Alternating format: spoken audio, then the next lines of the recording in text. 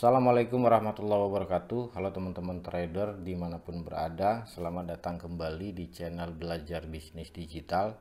Di video kali ini saya akan membahas apa itu Gross Domestic Product serta apa dampaknya terhadap instrumen investasi yang kita pilih.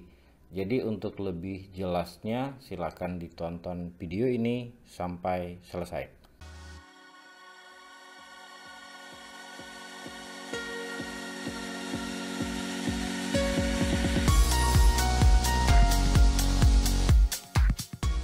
Oke teman-teman trader, gross domestic product atau dalam bahasa Indonesia kita sebut dengan produk domestik bruto adalah nilai total produksi barang dan jasa yang dihasilkan oleh semua orang dan semua perusahaan, baik itu yang dimiliki oleh orang lokal maupun yang dimiliki oleh orang asing dalam satu negara. Nah, biasanya data ini dirilis itu setiap 3 bulan sekali. Saat PDB atau produk domestik bruto ini mengalami kenaikan, maka dipersepsi negara tersebut mengalami pertumbuhan secara ekonomi makronya. Tapi sebenarnya ada manfaat lain, terutama buat kita para trader.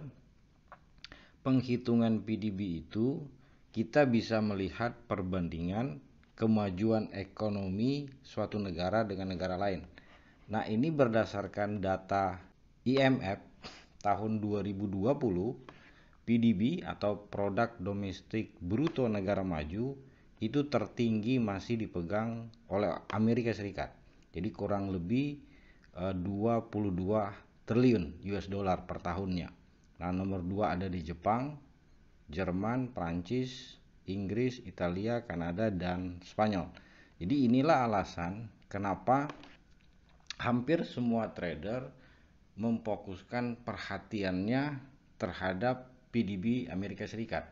Karena ketika PDB-nya berubah, maka nilai daripada mata uang US dollar pun ikut berubah. Ketika mata uang US dollar berubah, hampir semua transaksi di dunia ini juga ikut berubah. Oke teman-teman trader, penghitungan GDP setiap negara itu pendekatannya berbeda-beda. Ada yang melalui pendekatan produksi, ada yang melalui pendekatan pendapatan, sementara yang terakhir itu ada yang melalui pendekatan pengeluaran atau belanja. Nah, karena Amerika Serikat ini adalah negara yang GDP-nya paling besar di dunia, serta karakter masyarakatnya yang consumer spending-nya juga sangat tinggi, maka penghitungan GDP US itu lebih mengikuti yang ketiga atau pendekatan pengeluaran. Nah, penghitungan GDP US yang melalui pendekatan pengeluaran ini, komponen utamanya itu ada 4. Yang pertama itu adalah belanja rumah tangga. Nah, belanja rumah tangga ini nanti kita bisa lihat dari 2 data ekonomi yang kita sebut dengan durable good order dengan non durable good order. Jadi durable itu adalah order yang kategorinya barang yang tahan lama, misalnya mesin, terus kendaraan yang bisa dihitung 3-5 tahun. Jadi bertahan bisa 3-5 tahun. Nah, sementara data non durable good order ini adalah belanja yang sifatnya dikonsumsi langsung atau bisa habis dalam jangka pendek. Nah, kedua data ini nanti akan mempengaruhi tingkat consumer confidence-nya masyarakat di Amerika. Nah, komponen yang kedua itu adalah government spending atau belanja negara. Nah, ini bisa dilihat dari gaji, infrastruktur, dan belanja militer. Jadi, kalau infrastruktur dan belanja militernya bertambah, biasanya identik gaji yang akan dikeluarkan juga bertambah. Kenapa? Karena jumlah PNS-nya atau anggota militernya kan otomatis bertambah. Komponen yang ketiga itu adalah dari investasi. Nah, investasi ini kalau yang sifatnya individual itu kita lebih melihat dari data housing. Nah, data housing ini sendiri kan ada 4 nanti.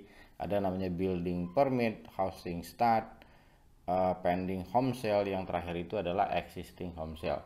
Nah, sementara untuk institusi ya atau perusahaan, kategori perusahaan biasanya kita melihat dari data manufaktur. Jadi kalau manufakturnya terjadi ekspansi pembuatan pabrik baru, maka di sana terjadi pertumbuhan ekonomi.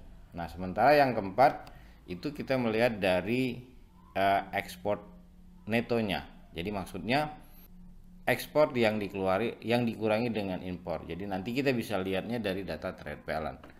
Jadi seperti yang teman-teman lihat, ada banyak sekali data yang terlibat di dalam menghitung GDP yang ada di Amerika. Nah, inilah alasan kenapa data GDP ini memberikan dampak yang sangat besar terhadap kekuatan mata uang US, saham, maupun indeks saham yang ada di Amerika.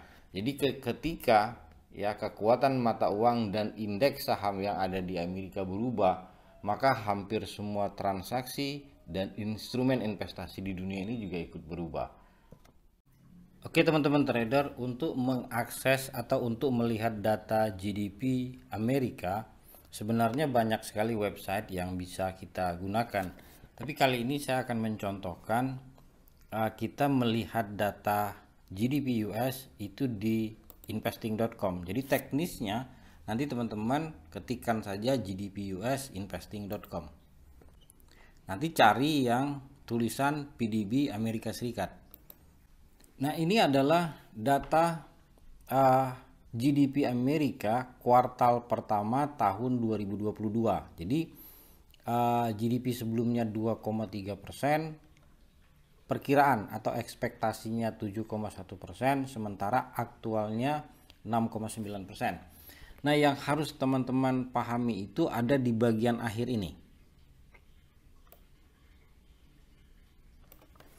Jadi mungkin saya bacakan saja. Apabila data yang keluar lebih tinggi dari ekspektasi, maksudnya lebih tinggi dari perkiraan ini, maka ini dianggap sebagai positif atau optimisme untuk mata uang US dollar. Artinya terjadinya penguatan mata uang US dollar di sana. Atau dibalik, apabila datanya lebih rendah dari ekspektasi, ini dianggap sebagai negatif atau terjadinya pelemahan US dollar.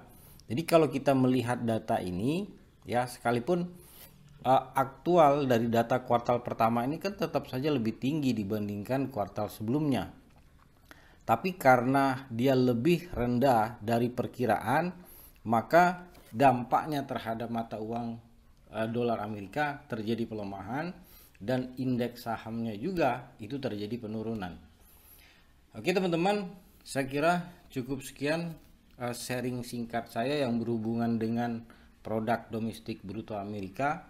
Semoga ada manfaatnya. Terima kasih. Assalamualaikum warahmatullahi wabarakatuh.